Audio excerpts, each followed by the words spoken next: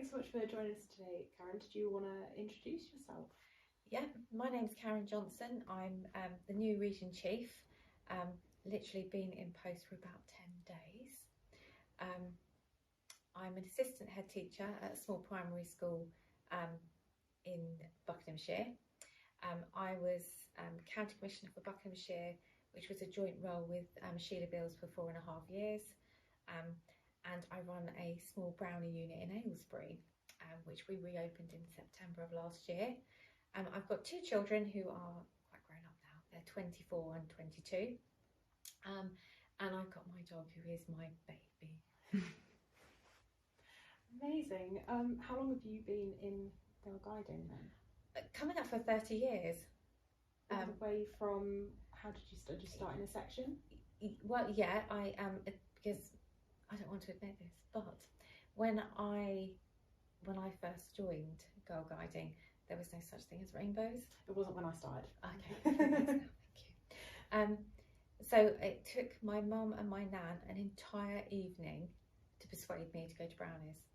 And it was a Sunday evening and we were at my nan's and they persuaded me. So the next night I went along to Brownies, and I've been there ever since. I was 8.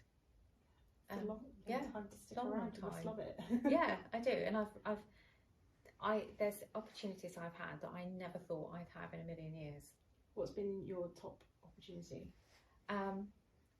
There's so many. That's probably the hardest question I could answer. Obviously, there's the roles that I've taken on. I never thought that I would be able to take on the role of County Commissioner, and that opened a whole new variety of options to me. And then this role, I was speechless for the first time in my life, I think.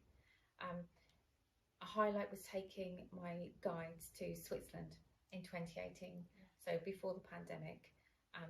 But if any of them are listening, I promised them that I'd take them to all 4, well, 4, it was 4 at the time.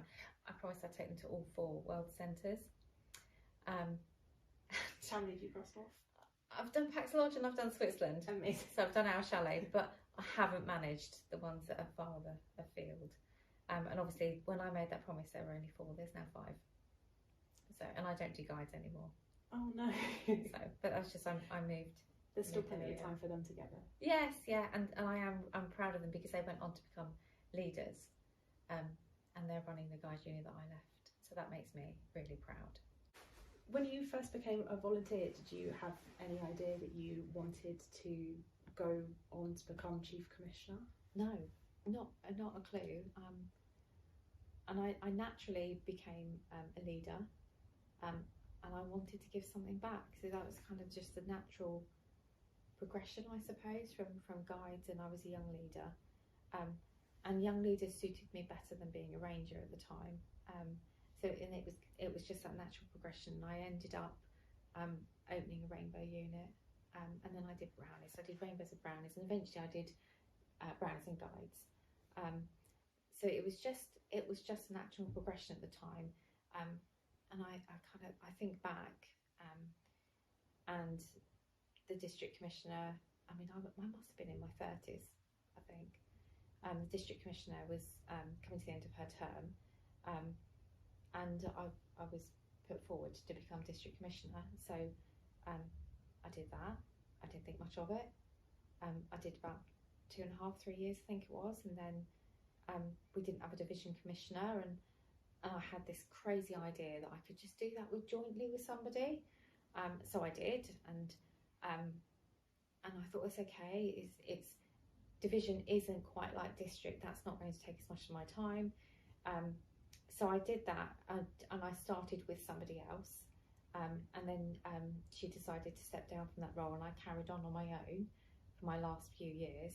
And then I thought, I was on a division camp. We hadn't had a division camp for a few years, and I was sat there. And I remember getting this email from my county commissioner at the time saying that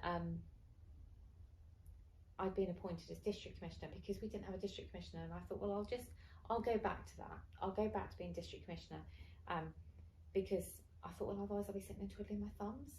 I can't do that. So I went back to being district commissioner, and I was on my brownie camp. So I'd done a couple of county brownie camps, which are so much fun. And I remember showing Andrea around, and I was stood in the middle of the field with her, and she said, "Have you ever thought of being county commissioner?" I said, "No, no, I haven't got time for that. Definitely not. No, no, no, that's not for me." And within a few weeks, I received an email from Tracy saying, "You've been proposed." And I sat on the sofa for about an hour, and I hadn't long got back from my holiday, and I sat on the sofa for an hour trying to take that in and process it, thinking, well, why me? Who's having a laugh? Who's done this? Is this my mother? And I went upstairs and I said to my daughter, I said, "Jade, if you say no to this, I won't consider it. But I've been asked if I take on the role of county commissioner." She said, "Oh, Mum, I'm so excited." So I said, okay. So I then spoke to Tracy about taking on the role and agreed to do it jointly with Sheila. And then when Tracy was due to finish, I thought, well, I was thinking, what am I going to do next? But I was thinking maybe I could just do some events in my county. So I hadn't really considered this role. And I happened to mention to Andrea, obviously there's a pattern here.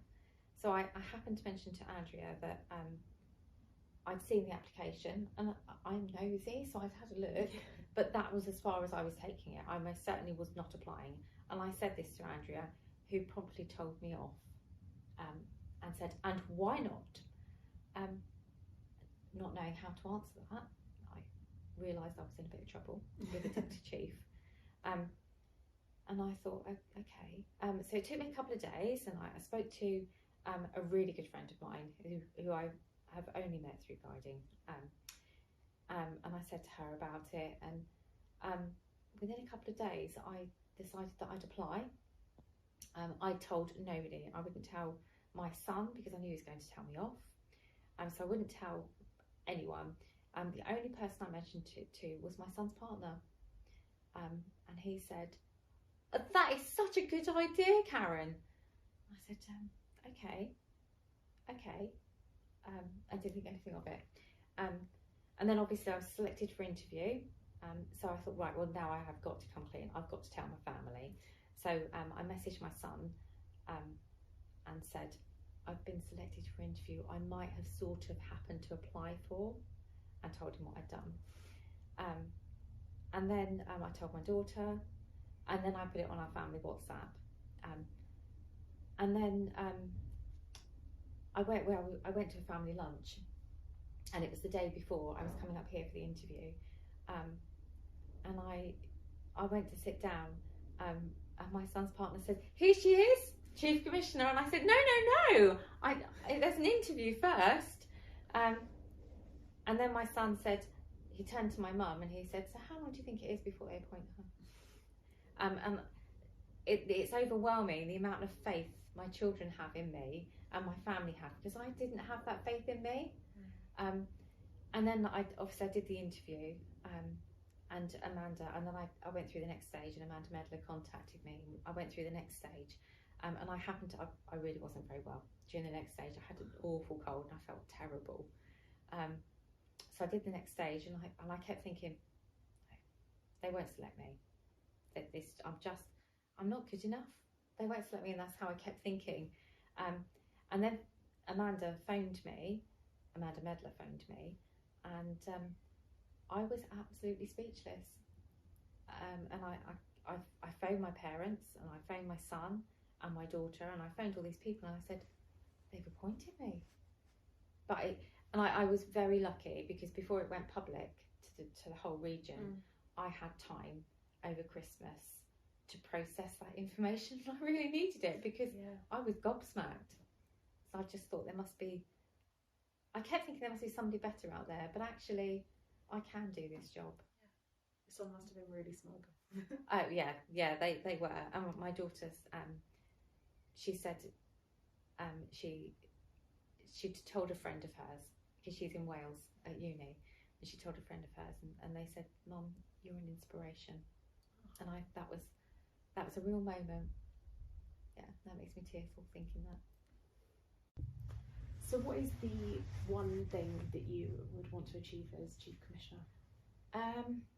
The one thing is for members of Girlguiding Anglia to feel inspired. Tracy has done an amazing job of empowering members, and if it wasn't for her, I wouldn't have applied. So if it wasn't for her and Andrea, there's no way I'd be in this role right now. And I want to inspire our members across the region and empower them to know they can do whatever they set their mind to. It's a wonderful sentiment to share across the region, I think. Yeah. I think, especially as we've come out of the pandemic now. Yeah. Fingers crossed. Yes. And I think moving forward, inspiration is going to be really key in everything that we do. So I think it's a fantastic thing to have. Yeah. So yeah, moving forward, we need to get together, get out there again, and lead the way.